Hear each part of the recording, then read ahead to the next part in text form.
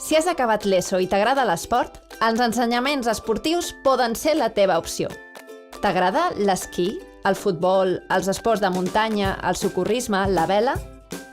Amb els ensenyaments esportius obtindràs una titulació oficial d'alguna de les diverses especialitats.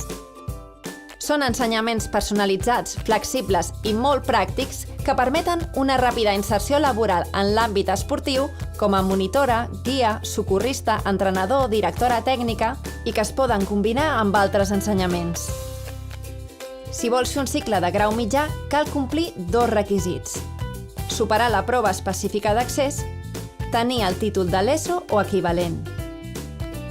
Si vols fer un cicle de grau superior, cal complir dos requisits: tenir el títol de tècnic esportiu o tècnica esportiva de la mateixa especialitat, tenir el títol de batxillerat o equivalent.